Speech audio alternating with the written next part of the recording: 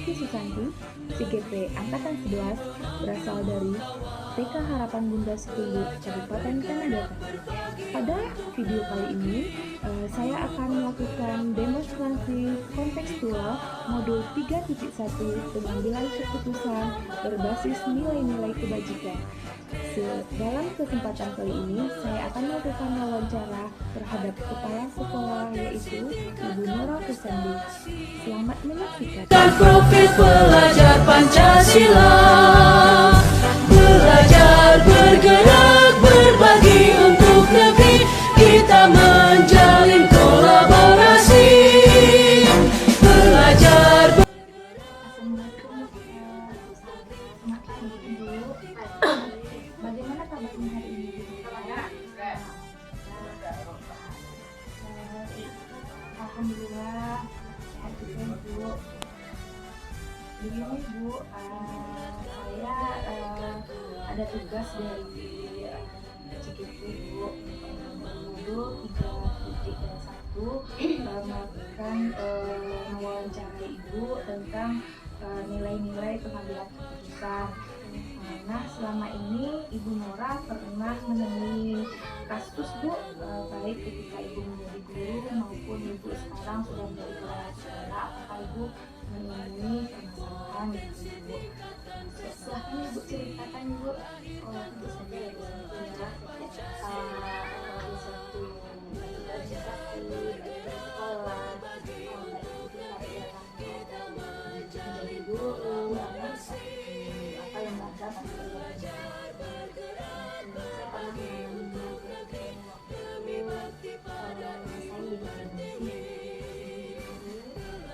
mengalami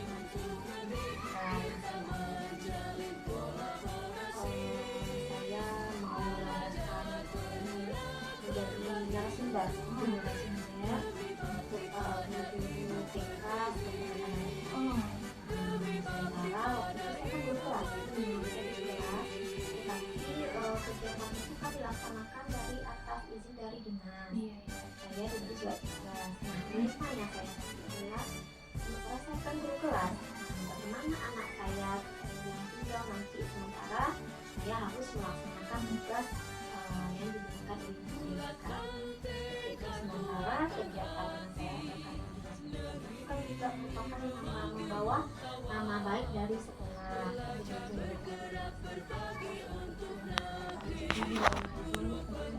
Jadi instruktur ya Bu? Iya. Nah, jadi Ibu, bagaimana Ibu Nora mengidentifikasi kasus-kasus yang merupakan Ibu Nora bagaimana?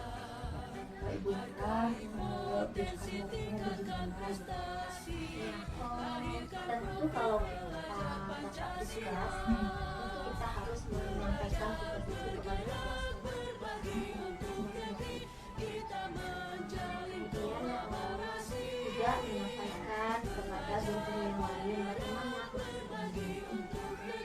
Kemudian waktu itu kepala sekolah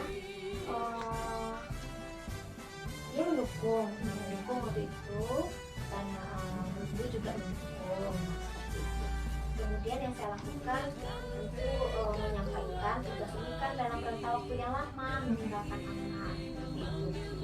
Kemudian sikapnya dengan mengadakan kerjasama dengan rekan sejawat, tentu saya memberikan menempatkan tanggung jawab saya yang saya berikan kepada rekan sejawat. Kemudian sejawat alhamdulillah menerima tanggung jawab tersebut, dan juga dengan konsekuensi waktu itu karena kita tidak mengajar, jadi konsekuensi dari ibu kepala sekolah saya tidak menggunakan waktu itu, dan saya alhamdulillah menerima, karena memang kalau kita mengajar kita memperoleh kegiatan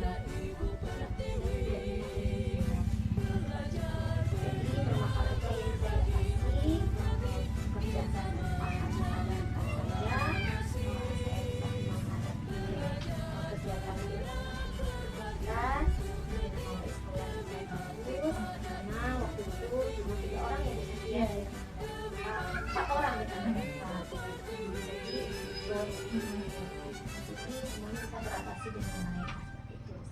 Oke, berarti selama ini dalam mengidentifikasikan kasus tersebut, langkah-langkah yang Ibu lakukan yaitunya Ibu yang pertama, langkah pertama memberitahu kepada sekolah, kemudian tak sejawat, kemudian meninggalkan pembelajaran yang akan diajarkan seperti itu. Karena dengan rentang waktu yang lama, kemudian waktu saya ada kesempatan untuk tidak aktif waktu mengadakan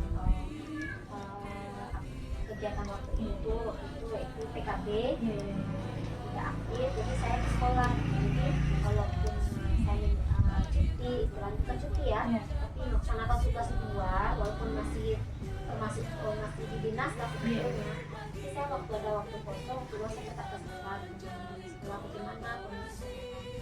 Jadi apabila komunikasi yang baik antara kepala sekolah, guru, juga anak-anak juga pun nyaman saya tinggalkan waktu itu. Jadi semuanya bisa teratasi dengan baik. Nah, selanjutnya Ibu, pertanyaannya bagaimana Ibu Nora menjalankan keputusan pengambilan di sekolah, terutama untuk kasus-kasus di mana ada dua kepentingan yang sama-sama gitu, yang mengandung nilai-nilai kebajikan. Jadi gimana caranya? Iya, yang pertama tadi kan berdiskusi. Kemudian tentu kita memberikan surat tugas yang diberikan kepada kita, diberikan kepada sekolah, dan diberikan juga dibantu juga oleh PPDK kabupaten waktu itu, karena kita tidak berjalan sendirian. Kemudian juga kita juga dimotivasi dan juga didukung oleh juga kabupaten, kemudian beliau juga memberikan motivasi, kemudian juga menyampaikan memberi kejelasan kepada pihak sekolah apa betul yang sesungguhnya yang kita lakukan. Pertama yang kita lakukan itu adalah untuk meningkatkan kompetensi guru-guru. Nah, jadi dua kepentingan, untuk kepentingan guru, untuk kepentingan pendidikan yang imbasnya nanti juga ke anak. Jadi dengan dua pilihan, kita meninggalkan anak, sementara kita melaksanakan mengemban tugas. Nah, itu juga tugas negara namanya waktu itu. Nah, itu jadi itulah dilemanya waktu itu, antara meninggalkan tugas atau membantu memajukan pendidikan. Nah, jadi dibuatlah satu keputusan waktu itu, kita melaksanakan diklat ini, tapi dengan bantuan rekan-rekan sejawat, dengan konsekuensi kita tidak menerima gaji. Nah, seperti itu. Jadi akhirnya semua tidak ada yang merasa dirugikan lagi, Bu Santi. Jadi sekolah tidak dirugikan, kebutuhan rekan-rekan juga ada berapa orang waktu itu kan. Jadi tidak ada yang merasa dirugikan, saya tidak dirugikan, teman-teman juga tidak. Nah, juga rekan-rekan yang juga saya berikan pembelajaran di waktu itu juga tidak merasa dirugikan, karena waktu itu saya narasumbernya, kalau saya tinggalkan tugas saya di sana, tentu ada beberapa orang juga terabaikan gitu, tidak diberi pembelajaran, sementara kita harus meningkatkan kompetensi guru-guru gitu. Jadi semuanya bisa teratasi dengan baik, antara sekolah aman, dan juga kegiatan di ini juga berjalan dengan lancar.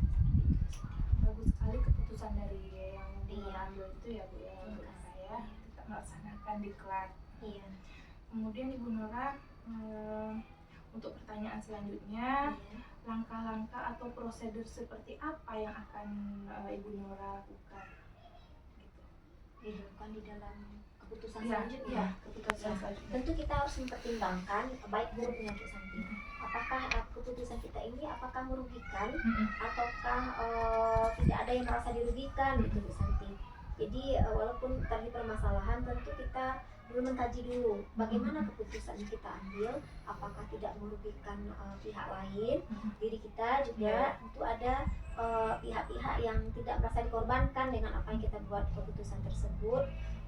Jadi kita kaji dulu apakah ini baik atau bagaimana gitu. Kemudian tentu dengan mempertimbangkan beberapa 9 poin kita mencari keputusan itu Santi. Ada 9 kita ambil keputusan, apakah itu sudah bisa dilaksanakan putusan tersebut dengan mengkaji 9 langkah cara mengambil keputusan seperti itu. Jadi intinya setiap keputusan kita ambil tidak ada yang merugikan siapapun begitu Bu Santi. Jadi bisa bisa diterima oleh semua pihak. Jadi prosedur atau langkah yang Bu Nora ambil yaitu mempertimbangkan hal-hal yang baik maupun negatifnya kan. Iya, apakah ini tidak merugikan atau tidak merugikan berapa pihak gitu. Jadi kita sendiri juga tidak dirugikan, orang lain juga tidak dirugikan, organisasi juga. Nah, seperti itu. Baik Bu Nora, untuk pertanyaan selanjutnya ya Bu Nora ya. Iya. Hal apa yang selama ini Ibu Nora itu yang efektif dalam pengambilan keputusan pada kasus-kasus dilema? Ya, seperti yang sudah saya sampaikan tadi Bu Santi, tentu kita juga mempertimbangkan langkah-langkah. Ada 9 langkah Bu Santi, kita putuskan apakah itu tidak kata kriminal, jangan sampai ada kriminalnya. Kemudian kalau ada termasuk kriminal tentu tidak bisa kita memutuskan gitu. Tentu itu tidak wewenang kita lagi. Nah, seperti itu. Mungkin cara memutuskan ya seperti tadi dengan berkomunikasi, kemudian juga mengambil 9 langkah dengan cara-cara kita ambil keputusan, kemudian jangan merugikan pihak-pihak lain. Nah, seperti itu. Jadi walaupun keputusan itu nantinya bisa diterima oleh atau tidak oleh seseorang, kalau kita sudah meneliti atau melakukan langkah-langkah cara pengambilan keputusan, tentu hal itu akan bisa diterima gitu Bu Santi. Nah, tentunya kita ambil keputusan tersebut tentu juga dengan dukungan-dukungan pihak lain. Contohnya kalau kita di sekolah yang membantu menguatkan atau mungkin kepala sekolah kita, rekan-rekan kita, dan juga komite kita. Jadi semua pihak kita libatkan gitu. Jangan sampai kita membuat keputusan kayak itu walaupun kita sudah melalui 9 pengujian pengambil keputusan, tentu kita juga harus berkomunikasi juga dengan pihak-pihak lain. Bagus sekali ya Bu Nora ya, pengambilan keputusan itu sangat bagus. Kemudian Ibu, pertanyaan berikutnya, hal apa saja yang selama ini merupakan tantangan dalam pengambilan keputusan Ibu Nora gitu? Iya, tantangannya tentu waktu kita mengambil keputusan ada rasa takut tentunya. Apakah ini merugikan orang lain? Apakah pihak ini tidak ada yang terugikan?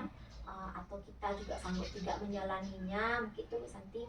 Tapi setelah kita poin-poinnya sudah lengkap, bagaimana kita mengambil keputusannya sudah tepat, tentu kita tidak merasa nyaman lagi, dan tentu juga bagi rekan-rekan kita tentu juga bisa menerimanya dengan baik gitu, apa yang sudah diputuskan gitu, tentang terutama saat meninggalkan kelas tadi seperti yang sudah saya alami. Tentu rekan-rekan juga bisa menerima dengan konsekuen kita melaksanakan gitu, juga dengan konsekuensinya tentu mereka juga menerima karena repotnya lebih daripada yang biasanya, tentu double yang dilakukan oleh teman. Tentu dia juga menerima finansial yang diberikan gitu. Nah, seperti itu. Jadi kalau menurut saya tidak ada yang merasa terugikan gitu. Situ saja sih Bu Santi. Jadi intinya tadi tantangannya itu tadi yang pertama ada merasa takutnya. Iya, ada takutnya. Kemudian takut tidak diterima. Kemudian ada kita mengalami kesulitan. Nah, seperti itu. Tapi ternyata setelah kita meneliti atau kita melaksanakan poin-poin atau bagaimana cara kita mengambil keputusan itu, tentu semuanya akan gampang kita untuk akan bisa dilaksanakan dengan baik, dengan tepat lah.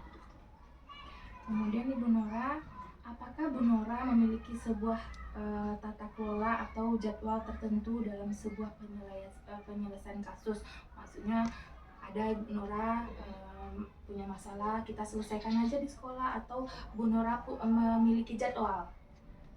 Kalau menurut saya suatu permasalahan itu lebih baik diselesaikan sesegera mungkin.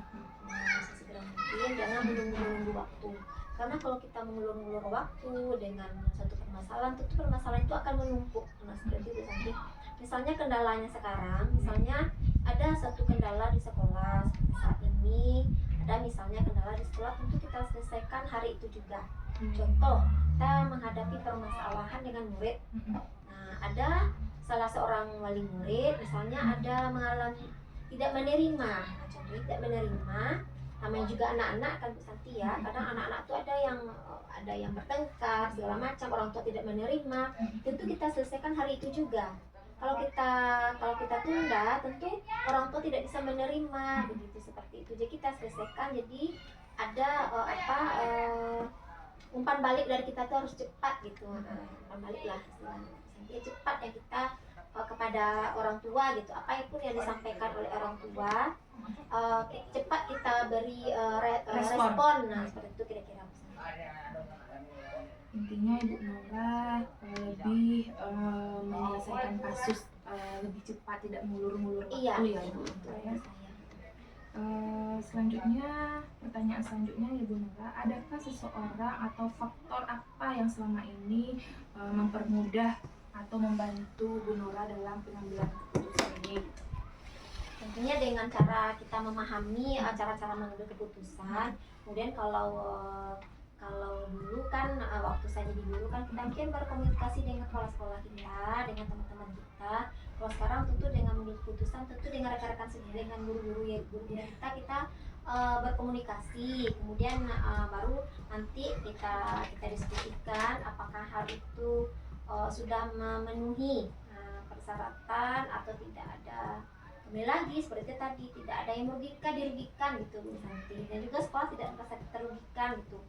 Jadi setiap keputusan itu ada yang maksudnya melalui pertimbangan yang matang. Intinya terjalin komunikasi yang baik ya. Ya, kalau dulu Bu Nora komunikasinya mungkin kepada kepala sekolah. Kalau sekarang kan Bu Nora kan kepala sekolah, jadi berkomunikasi, diskusinya tentu ke rekan sejawat, dengan rekan guru seperti itu. Dan juga kalau misalnya permasalahan itu kita libatkan juga komite. Nah, kalau halnya agak besar tentang kalau sudah bisa kita selesaikan ya kita selesaikan di sekolah, itu kan kita juga butuh seorang yang juga membantu kita memfasilitasi. Begini Bu Nora, jadi pembelajaran yang didapat dari pengambilan keputusan dilema etika adalah bagaimana ya Bu Nora? Ya, yang pertama kesimpulannya tentu kita berkomunikasi yang baik, berkomunikasi dulu, tidak lepas dari komunikasi ya Bu Nora. Jangan sampai kita buat keputusan itu sendiri, tidak mempertimbangkan langkah-langkah bagaimana cara mengambil keputusan. Kemudian jangan lupa kita mengambil langkah-langkah kita ambil keputusan itu dulu yang kita ambil. Kemudian selanjutnya keputusan yang kita ambil tersebut jangan sampai merugikan pihak-pihak lain, merasa terzalimi dengan keputusan kita. Tapi kadang keputusan yang baik itu tergantung bagaimana seseorang itu menerimanya. Kalau keputusan itu kita ambil sudah melalui langkah-langkah yang tepat, terkadang kalau seseorang tidak bisa menerima, nah ada juga seperti itu Bu Santi. Nah, menurut saya itu tergantung pada seseorang itu. Yang penting kita sebagai yang membuat keputusan, kita sudah menerapkan langkah-langkah mengambil keputusan tadi. Jadi pun kalau ada yang merasa keputusan terzalimi atau segala macam, itu kalau menurut saya itu tergantung lagi dari seorang tersebut. Jadi kalau kita sebagai kepala sekolah atau kita sebagai guru di kelas memberi keputusan, jangan sampai keputusan itu tidak kita uji dulu dalam langkah-langkahnya seperti itu. Kemudian juga mungkin setiap mengambil keputusan itu tidak bisa diterima oleh rekan atau orang tua murid, mungkin kita bisa dibantu oleh pihak-pihak yang lebih kompeten atau dengan memberikan bantuan kepada orang-orang yang lebih kompeten di bidang itu. Mungkin seperti itu. Berarti keputusan harus bijaksana sebagai kepala pemimpin ya Bu Nora ya. Juga mengambil keputusan yang itu baik. ada yang baik, kemudian langkah-langkahnya kita terapkan, kita kaji apakah ini sifatnya kalau misalnya kriminal, rasanya tentu kita tidak bisa memutuskan seperti itu. Terima kasih banyak ya Bu Nora. Mungkin sekian dulu wawancara kita hari ini Bu Nora. Lain waktu kalau ada tugas saya lagi, saya akan akan meminta bantu lagi kepada Ibu Nurul. Insya Allah. Terima kasih atas waktunya Ibu Nurul. Ya, Terima kasih ya Bunda. sama-sama. Assalamualaikum. Waalaikumsalam.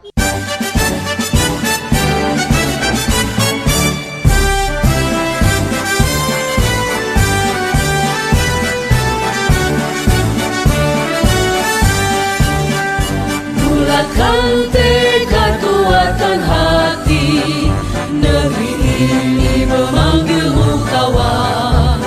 Belajar bergerak berbagi